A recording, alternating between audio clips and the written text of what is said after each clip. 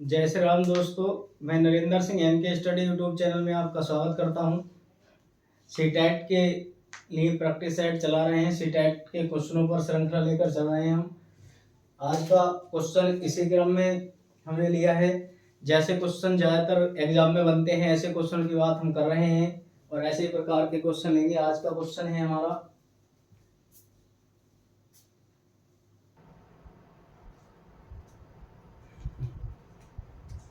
Question ये चल रहा है और बाकी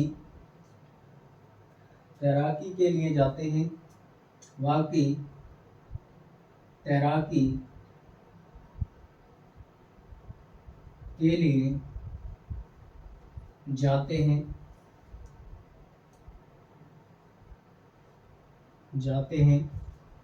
आगे कह रहा है यदि वॉलीबॉल खेलने वाले छात्रों की संख्या यदि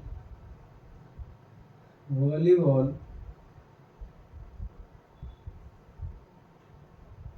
खेलने वाले छात्रों की संख्या 160 है 160 है तो शतरंज कितने छात्र खेलते हैं? ना। हमसे पूछ रहा है कि शतरंज कितने छात्र खेलते हैं।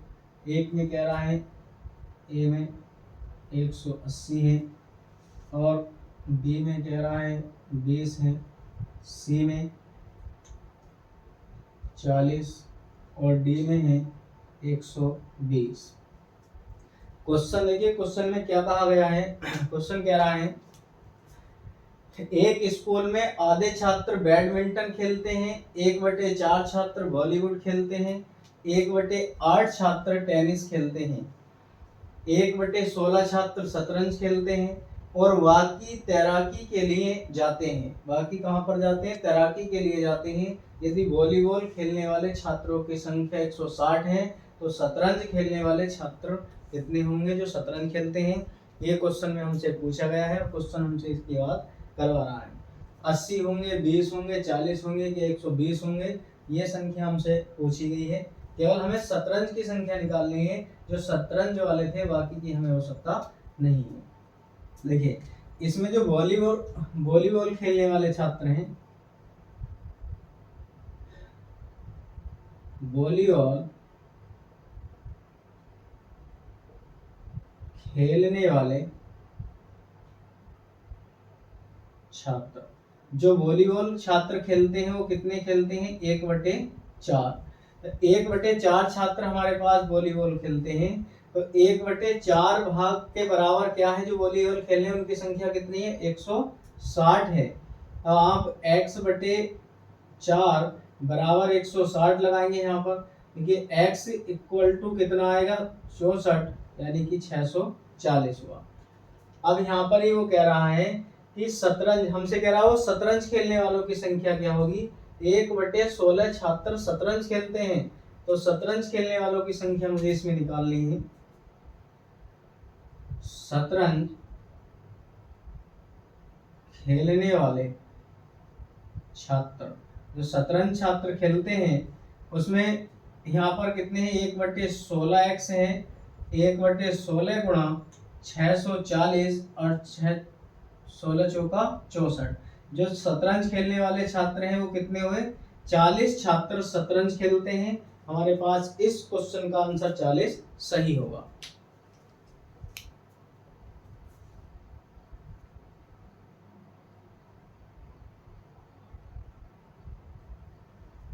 देखिए आगे क्वेश्चन लेकर चलते हैं। इसी क्रम में अगले क्वेश्चन पर चलते हैं।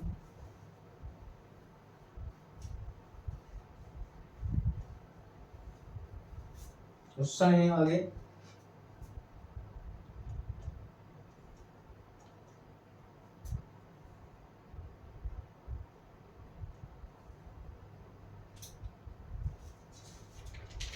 इससे आगे क्वेश्चन है हमारे पास। देखिए क्या कहता है क्वेश्चन? अगला क्वेश्चन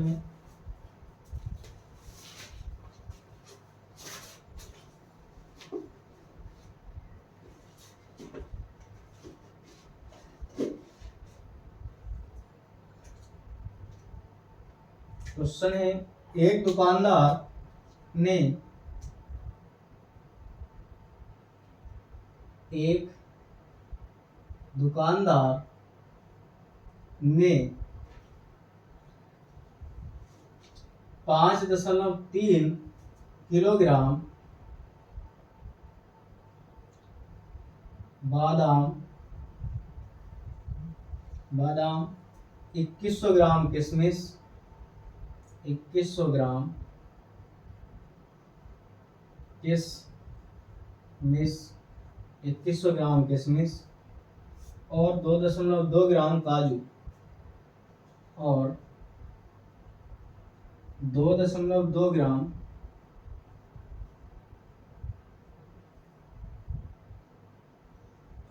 काजू को मिलाया जाता है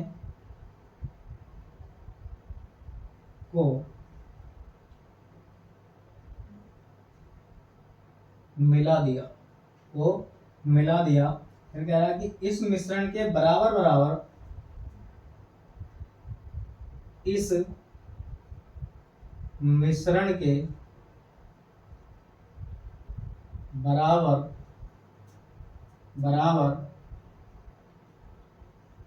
दो पैकेट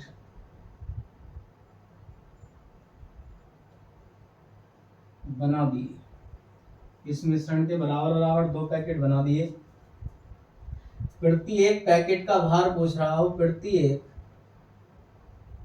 पैकेट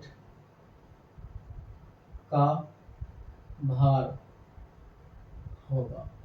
ये बात हमसे पूछी गई है, प्रति एक पैकेट का क्या भार होगा। देखिए ए ऑप्शन में है 450 ग्राम होगा, बी ऑप्शन में 500 ग्राम होगा और सी ऑप्शन में है 400 ग्राम होगा, जी एम से है ग्राम, और डी ऑप्शन में है 350 और क्या होगा भाई, ग्राम होगा।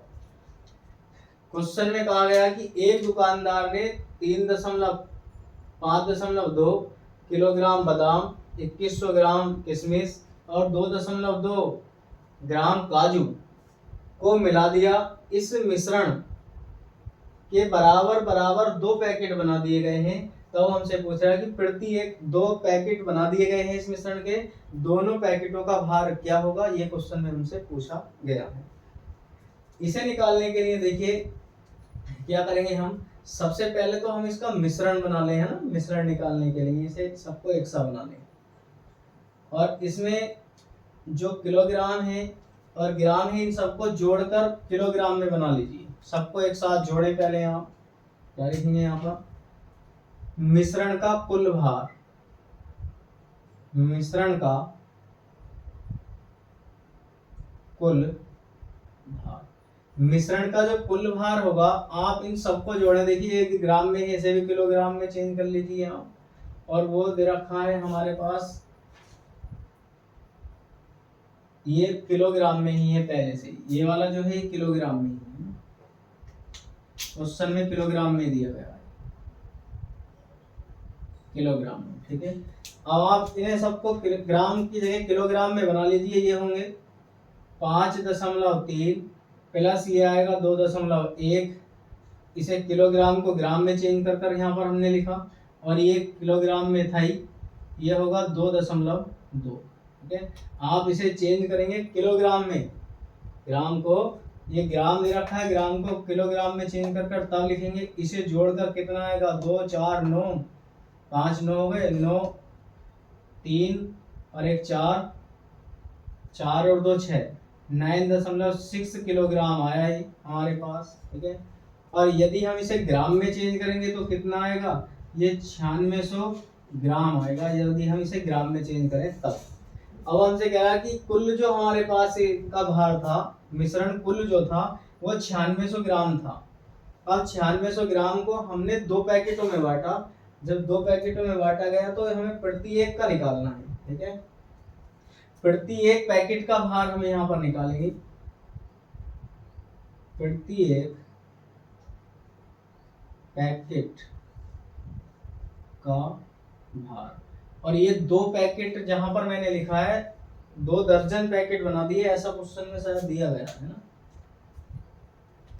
ये है 2 दर्जन पैकेट, क्वेश्चन में ये है 2 दर्जन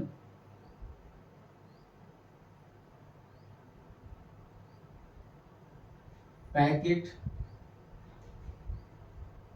बना दिए। ये 2 दर्जन पैकेट इसने हमें बना दिए, क्वेश्चन ये था। और देखिए प्रति एक पैकेट का भार निकालने के लिए आप क्या करेंगे, जितना हमारे पास कुल भार था अब बटे में क्या है 2 दर्जन, 2 दर्जन, और दर्जन में हमारे पास कितने होते हैं 24, 2 दर्जन में 24 होंगे, क्योंकि एक दर्जन में 12, और आप इसे इससे काटेंगे तो 24 चौक 96, इससे कटेगा 24 से, और यहाँ पर आएगा 40 बार, 40 बार कट जाएगा। ठीक है, तो हमारे पास जो प्रत्येक पैकेट का भार है वो 40 ग्राम होगा, और 400 बार कटेगा ना, 400 बार, और यहाँ पर आएगा 400 ग्राम। ठीक है, क्योंकि 24 चौक 96, 2 जीरो बच रहे हैं, 400 बार ये कटेगा। और इस प्रकार से इस क्वेश्चन का जो आंसर मिलेगा हमें 400 ग्राम मिलेगा। सीटेट प्राइमरी लेवल में ऐसे ही क्वेश्चन अधिकतर पूछे जाते हैं। आप ज़्यादा से ज़्यादा क्वेश्चनों का ध्यान देकर चलें और इनकी प्रैक्टिस करते रहें।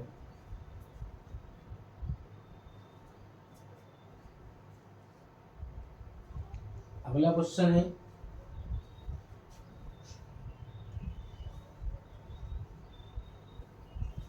क्वेश्चन नंबर आगे देखिए।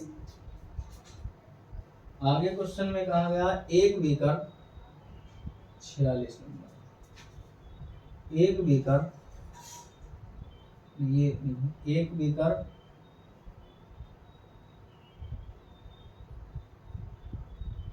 करके 3/7 भाग में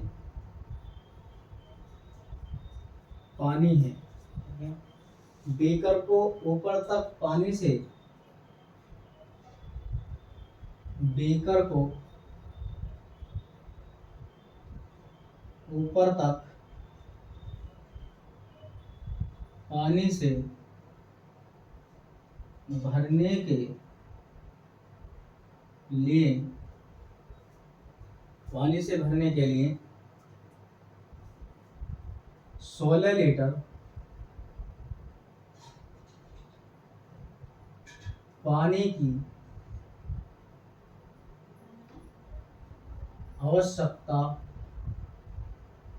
होगी, 16 लीटर पानी की आवश्यकता होगी।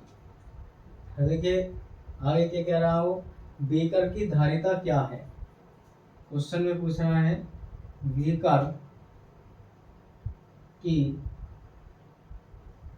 धारिता क्या। ऑप्शन में दिया गया है, ऑप्शन नंबर ए है हमारे पास 100 लीटर, बी ऑप्शन में 14 लीटर दिया गया है, और सी ऑप्शन में दिया गया है 28 लीटर, और डी ऑप्शन में हमारे पास दिया गया है 18 लीटर। देखिए क्वेश्चन क्या है कि एक बीकर के 3/8 भाग में पानी है, बीकर को ऊपर तक पानी से भरने के लिए 16 लीटर पानी की आवश्यकता होगी। बीकर की धारिता क्या होगी। तो ऊपर तक भरने के लिए 16 लीटर की आवश्यकता है, तो उसकी धारिता का मतलब होता आयतन, बीकर का आयतन क्या होगा। जहां पर भी धारिता शब्द मिले आपको तो वहां पर आयतन ज्ञात करना होता है। इसके लिए हम क्या करेंगे, देखिए इसमें जो हमें दिया गया है धारिता निकालने के लिए 1/3 एक में से जा रहा है और 16 लीटर उसकी क्षमता है। आप उसे हल कर लें, आपका आंसर मिल जाएगा। देखिए 1 लीटर मान लिया हमने ये है, और कितने भाग पानी भरा है उसमें 3/8, और हमने ये माना कि उसकी x धारिता ऐसे दी गई है।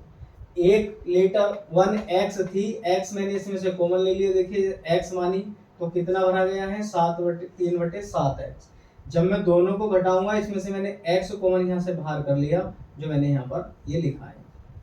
अब कह रहा है कि इसके जो बराबर है वो कितनी धारिता पानी की आवश्यकता भरने के लिए 16 लीटर पानी की आवश्यकता है। इसे सोल्व करेंगे, 7 ही करना 7, 7 में से 3 जाएंगे तो 4/7 x इक्वल टू आएगा 16 और 4x बराबर आएगा 28। x बराबर कितना आएगा आपके पास 16 सत्ते 112, यही तो आएगा।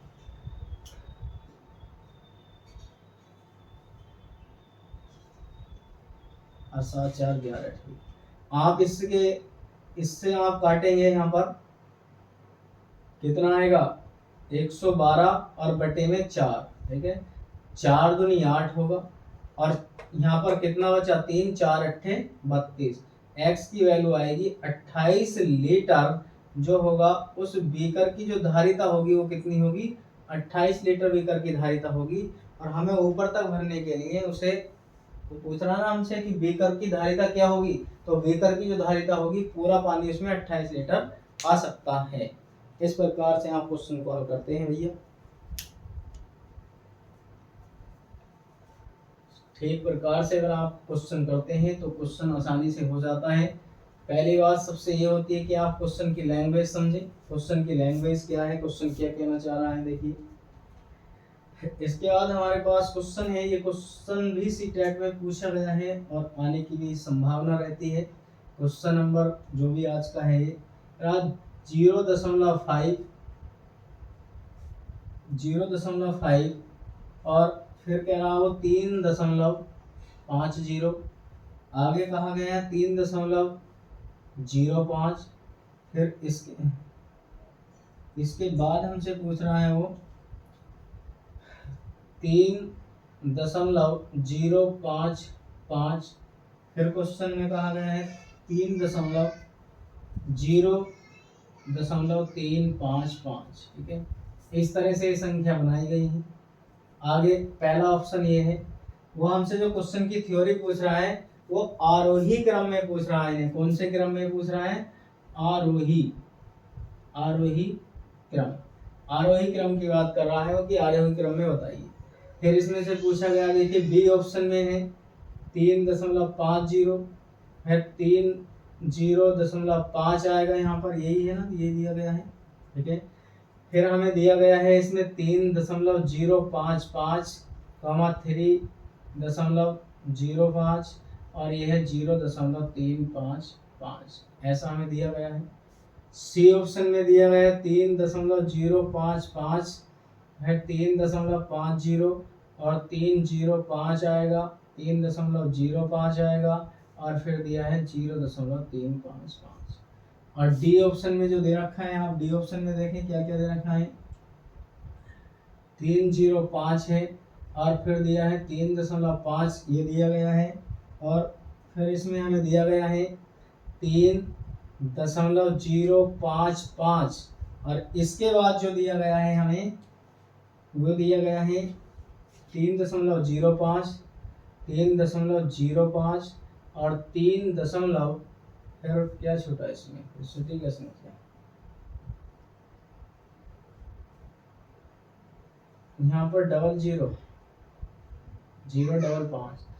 0.055 ना, इसमें और कहाँ पर है, ये भी 00 है और फिर ये संख्या हमारे पास कहाँ पर आई है, ये भी 00, ठीक है। ये संख्या है हमारे पास।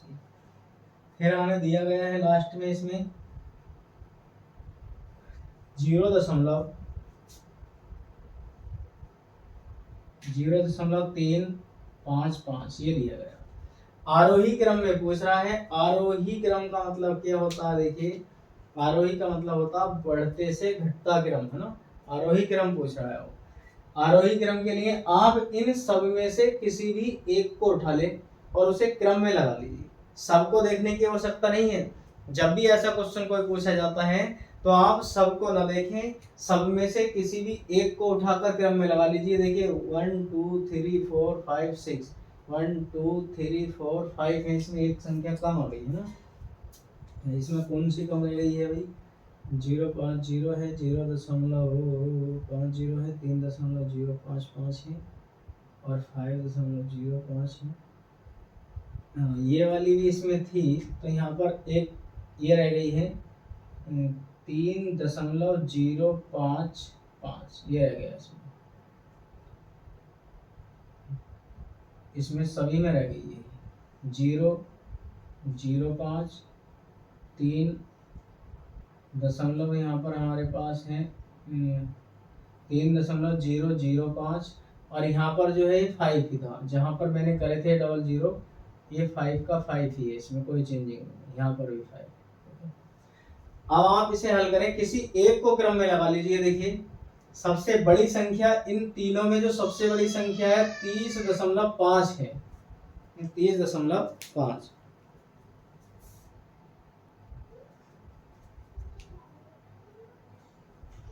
आरोही क्रम में पूछ रहा है वो हमसे। देखिए फिर इसके बाद हमारे पास इन सब में है 3.50। फिर सबसे छोटी जो संख्या है इन सब में, इसमें आप पहले से ही गैस कर लीजिए, आपको मिल जाएगा ऑप्शन 3.055 आएगा। तो देखिए इन सब में इसके बाद ये वाली संख्या आती है 305 आएगी। फिर इसके बाद जो संख्या आती है हमारे पास ये आएगा। छोटे की तरफ जाना है ना, हमें बड़े से छोटा देखना है, इसलिए हम ऐसा देख रहे हैं। फिर हमारे पास है 0. ये वाली संख्या बची लास्ट, और यही हमारे पास इसका ऑप्शन है। अब आप इसे मिला लीजिए, जिस भी ऑप्शन में ये सब मिलेंगी 3 है, और 3 के बाद देखिए इसमें ये मिलती है, ये मिलती है, और ये भी इसमें आती है, ये भी है, परंतु ये यहाँ पर ये वाली संख्या काट देती है इसे, और यहाँ से देखिए ये वाली संख्या दूसरे नंबर पर है। ऑप्शन नंबर डी इसका होगा। इस प्रकार से भी एक क्वेश्चन आपको बनेगा, या तो भिन्न निकालने के लिए या अवरोही आरोही क्रम के लिए। आप किसी भी एक को पकड़कर उसका क्रम निश्चित कर लें, और जो भी क्रम उससे बनता हो वही आंसर इसका सही होगा, आप वहां पर मिला लेंगे। आगे क्वेश्चन है, देखिए क्वेश्चन कह रहा मैं कौन सी संख्या हूं, मैं कौन सी संख्या हूं, ठीक है, मैं 2 अंकों की सम संख्या हूं, मैं 2 अंकों की सम संख्या हूं। फिर आगे मैं 3,4,6 का सारगुणज हूं। लैसे सारगुणज का मतलब लैसे आपको मैंने बताया था हूं। फिर आगे क्वेश्चन में पूछा गया मेरे कुल 9 गुणनखंड हैं, मेरे कुल 9 गुणनखंड है, ठीक है। ये क्वेश्चन में आपसे पूछा गया है कि मेरे कुल 9 गुणनखंड हैं। ए ऑप्शन में है, ऑप्शन नंबर ए दिया गया है, ऑप्शन ए में 24 है, ऑप्शन बी में दिया गया है हमारे पास 36, सी में 54 और डी में दिया गया है 18। देखिए क्वेश्चन कहता है मैं कौन सी संख्या हूं, मैं 2 अंकों की संख्या हूं, मैं 3, 4 और 6 का सारगुणज हूं। सारगुणज कह रहा है मेरे कुल 9 गुणनखंड हैं। अब आप एक एक को पकड़ कर चलिएगा और इसमें आपको आंसर मिल जाएगा। देखिए मैं 2 अंकों की संख्या हूं, तो पहला स्टेप सभी में हो रहा है, A B, B B, C B और डी बी, ये सब 2 अंकों की संख्या है, यहाँ पर मिल रही है बात। फिर इसके आगे कह रहा मैं 3, 4 का सारगुणज हूं। 3 और 4 का सारगुणज आप देखेंगे तो कितना बनता है, देखिए 3 का और 4 का सारगुणज बनता है 12, ठीक है, कितना बनता है 12 बनेगा। भाई 12 6 से भी कट रहा है, 12 3 से भी, 4 से भी, सबसे 12 कट रहा है। फिर कह रहा है कि मेरे कुल 9 गुणनखंड हैं, तो 12 देखिए 3, 4 का ये भी है, 3, 4 का ये भी है, ये नहीं है, 3, 4, 6 का और ये नहीं है, तो इसमें 2 ऑप्शन मिल रहे हैं। मेरे ये कह रहा है मैं 3, 4, 6 का सारगुणज हूं। 3, 4, 6 का सारगुणज होने के लिए आपको 2 ऑप्शन मिल रहे हैं। तब आप इसमें आप लास्ट वाले मेरे 9 गुणनखंड हैं, जब आप 24 के गुणनखंड करेंगे तो 24 1 से कटेगा, 2 से कटेगा, 3 से कटेगा, 4 से कटेगा, 6 से कटेगा, 8 से कटेगा, 8 के बाद 24 12 से कटेगा और 12 के बाद खुद 24 से कटेगा। 1 2 3 4 5 6 7 8 इसके 8 गुणनखंड हैं। 54 के देखेंगे, 54 के ज्यादा हैं। 18 के कुल कम गुणनखंड हैं और 9 गुणनखंड किसके होंगे? 36 के 9 गुणनखंड होंगे। 1 से कटेगा, 2 से कटेगा, 3 से 4 से कटेगा, फिर 6 से कटेगा और 36 9 से भी कटेगा, 12 से कटेगा, 18 से कटेगा और खुद 36 से कटेगा। 1 2 3 4 5 6 7 8 9 इसके 9 गुणनखंड हैं और 9 गुणनखंड किसके हैं? 36 के 9 गुणनखंड हैं। ये संख्या हमारे पास जो बची, ये संख्या 36 हमारे इसका आंसर सही होगा। बहुत छोटी सी ट्रिक थी, बहुत छोटी सी संख्या थी। यदि आपको समझ में आ जाती है तो आप क्वेश्चन को बहुत अच्छी तरीके से कर पाएंगे। अगला क्वेश्चन लेते हैं। देखिए अगला क्वेश्चन क्या कह रहा है।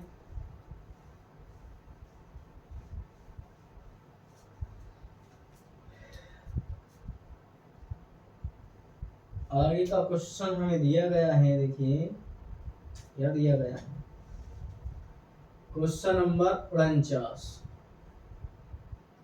क्वेश्चन अभी कहाँ से बनाइए, क्वेश्चन जो हम करा रहे हैं उसका नंबर था 49।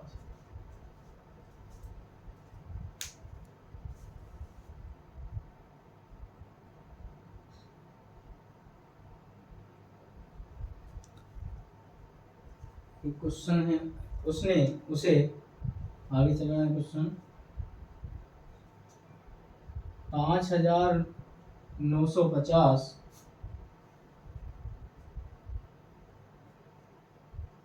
का मोबाइल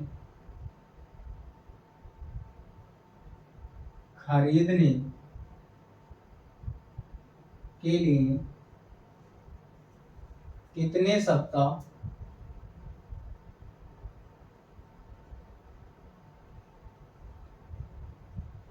बचत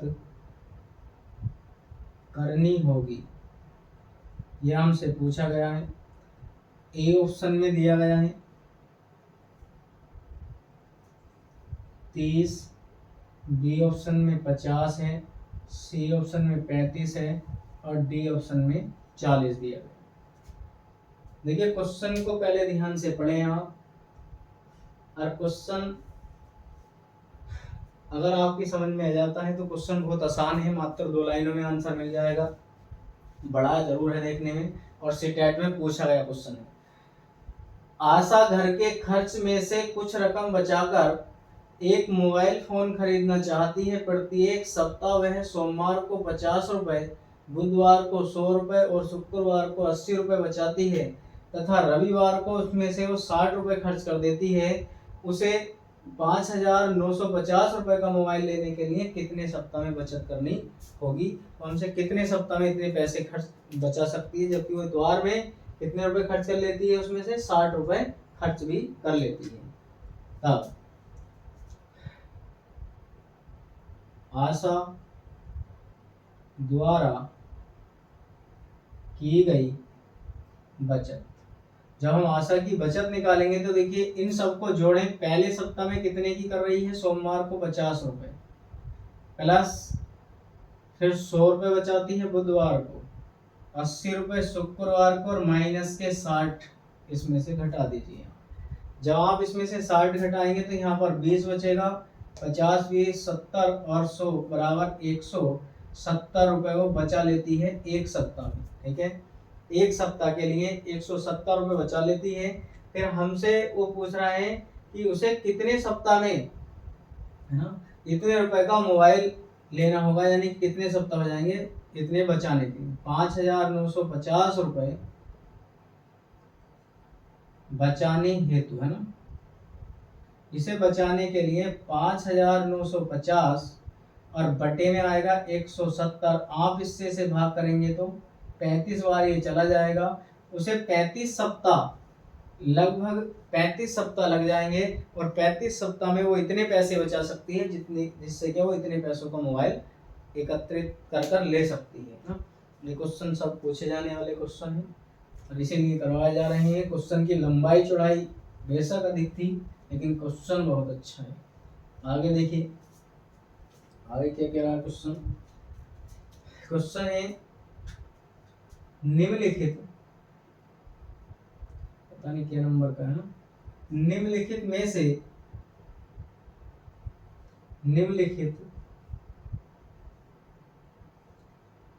से किस अक्षर में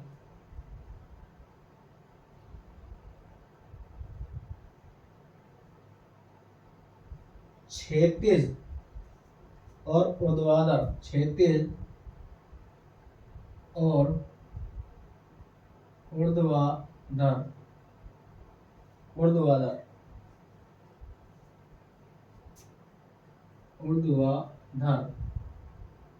सममित, क्षैतिज और ऊर्ध्वाधर सममित दोनों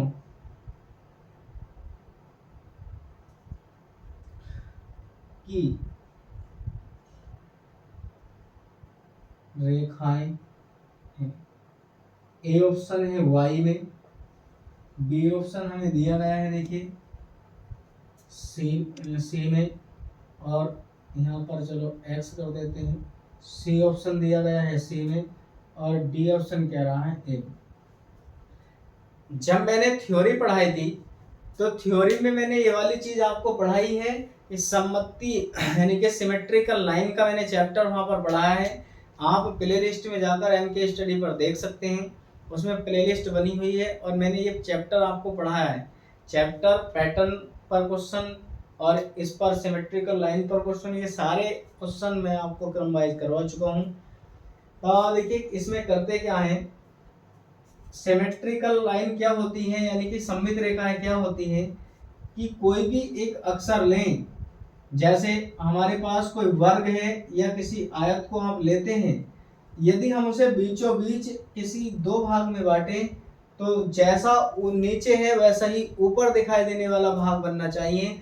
ऐसे भाग को सममित रेखा या ऐसी दो भागों बराबर भागों में बांटने वाली रेखा को सममित रेखा या सिमेट्रिकल लाइन के नाम से जानते हैं। ऐसी देखिए आप यदि इसे वर्टिकल लाइन खींचे, इसमें एक हॉरिजॉन्टल और वर्टिकल, ऊर्ध्वाधर और क्षैतिज दोनों तरह की लाइनें आप इसमें खींचेंगे। देखिए अगर आप इस लाइन को देखें तो इसमें भी ऐसे ही हो रहा है, और यदि आप इस लाइन को देखेंगे तो इन दोनों में भी ऐसा ही बंटवारा हो रहा है, इधर भी और इधर भी। तब हम आप देखेंगे इसमें कि जैसा इधर दिखाई दे रहा है वैसे ही इधर दिख रहा है, और जैसा ये ऊपर दिखाई दे रहा है वैसे ही नीचे दिख रहा है। तो ऐसा शब्द इसमें कौन सा है जिसमें ये दोनों लाइनें ऊर्ध्वाधर और क्षैतिज लाइन खींचने पर हमें दोनों प्रकार से एक सा दिखाई दे, ऐसा कौन सा अक्षर है? और ये क्वेश्चन भी सीटेट में पूछा गया है। ऐसा इसमें देखिए अगर y में खींचेंगे आप, ये वाली खींचे तो y तो वैसे ही जा रहा है। एक c है, अगर आप c में लाइन खींचे तो c ऐसा तो दिख रहा है, परंतु अगर c में हम ऐसे लाइन खींचेंगे ऊर्ध्वाधर खींचें तो ये बराबर नहीं दिख रहा है ना, इधर ये बचेगा खाली और यहाँ पर ये है, तो दोनों बराबर नहीं है।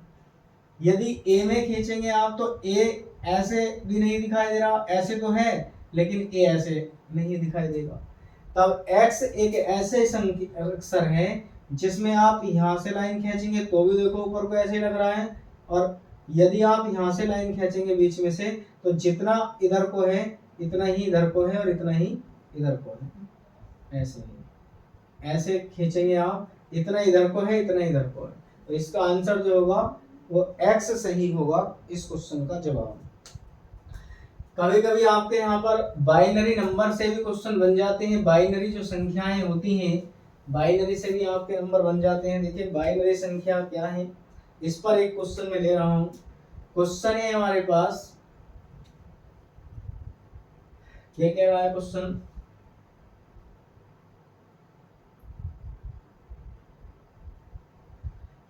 यदि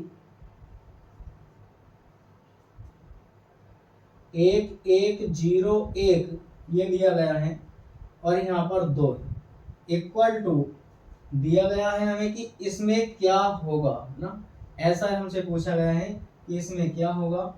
तब हम क्या करते हैं देखिए, तो है तो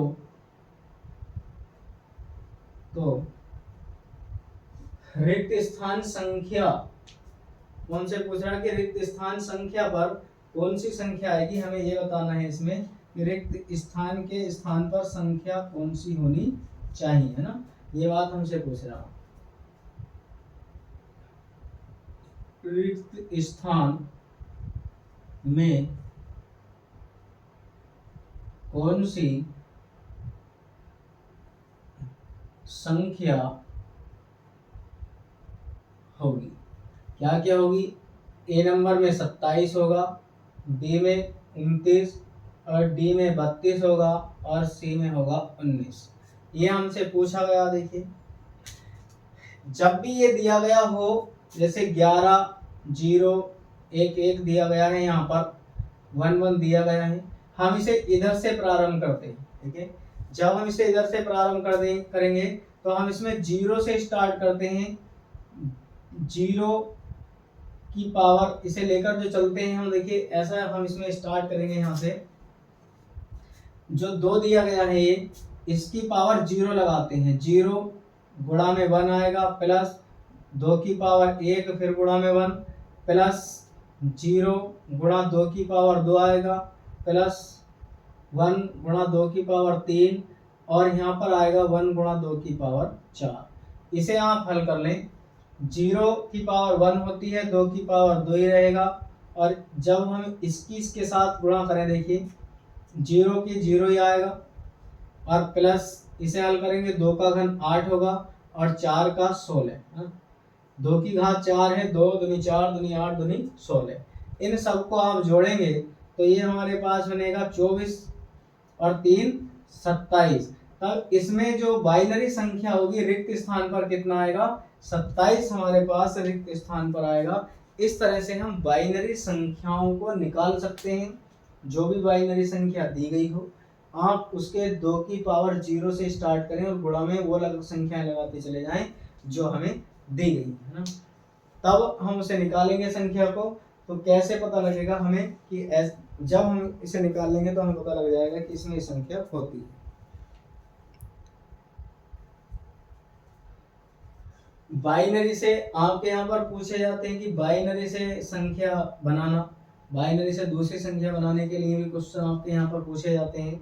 जैसे मान लीजिए कोई संख्या दी गई, हमारे पास 27 ही है, मैं इसी क्वेश्चन में आपको बता देता हूँ, चलो पूछी जाती है वो भी। जैसे हमें 27 ही दिया गया, 27 को बाइनरी में बनाना है, 27 है, 27 को आप काटना प्रारंभ करेंगे जब, तो देखिए 2 से काटे आप इसे, 13 दूनी 26 और शेष बचा हमारे पास कितना, 1। ठीक है, और जब फिर हम इसे 2 से काटेंगे तो 6 बार जाएगा और शेष बचेगा हमारे पास फिर से। फिर हम इसे 2 से काटेंगे तो पूर्ण संख्या में चला जाएगा और शेष बचेगा 0। ठीक है, फिर इसे हम 2 से काटते हैं, इसे 3 से नहीं काटते, सॉरी मैंने वहां पर गलत किया क्वेश्चन। ये हम इसे जो काटते हैं वो केवल 2 से ही काटते हैं, क्योंकि यहाँ पर 2 होती है, 2 से काटना प्रारंभ करते हैं हम इसे, तब हम इसे निकालेंगे। यहाँ पर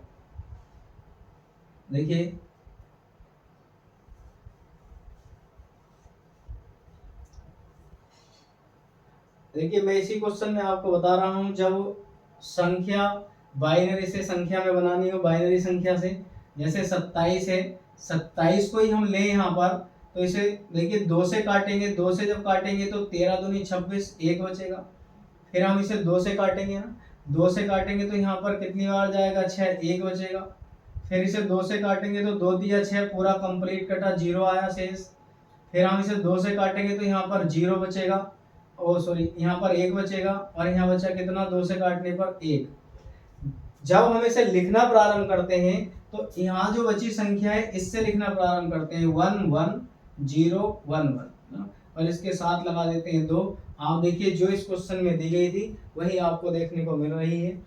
इस प्रकार से हम बाइनरी संख्या में या बाइनरी संख्या से संख्या में दोनों कंडीशनों में चेंज कर सकते हैं। आप का ये क्वेश्चन किसी प्रकार से बन सकता है, और भी जो छोटे छोटे क्वेश्चन आपके बनते हैं ऐसे क्वेश्चन आपको कराए जाएंगे। तो आपसे आप ज़्यादा से ज़्यादा पुराने पेपरों की प्रैक्टिस करें। पुराने पेपर जितने पढ़ेंगे, आज के सेशन में हमने पेडागोजी के क्वेश्चन नहीं लिए हैं। ये पेडागोजी मैंने एक बहुत बेहतरीन प्रयास के अनुसार बहुत बेहतरीन तरीके से अपने चैनल पर पढ़ा रखी है। यदि आप उस पेडागोजी की सारी क्लासों को देख लेते हैं तो आपका सीटेट में एक बहुत अच्छा स्कोर आपको करने के लिए मिल जाएगा और बहुत अच्छा मैथमेटिक्स में आप स्कोर करेंगे यदि आप उन क्लासों को देख लेते हैं तो। सब थ्योरी जहाँ से क्वेश्चन बनते हैं, एलपीएस थ्योरी हो, चाहे आपका ज्यामिति का विचार हो, ज्यामितीय विचार हो, एलपीएस थ्योरी है, ये भी मैंने पढ़ाया है। और जितने भी सिद्धांत ज़्यादातर हैं, पैरेलल लीवेक की थ्योरी भी हमने पढ़ा रखी है। उन क्लासों में ज़्यादातर आपको देखने को मिलेगा कि सारी थियोरिटिकल पेडागोजी जो आपके सिलेबस में मैंने पढ़ा रखी है, और जो भी कुछ रहा होगा देखकर उसे भी करवा दिया जाएगा। जो भी चैनल पर नए भाई बहन हैं, एक बार अवश्य सब्सक्राइब करें, वीडियो को लाइक करना ना भूलें। आपके लिए मेहनत ये की जाती है। तो आज की क्लास को हम यहीं पर विराम करते हैं। जय हिंद।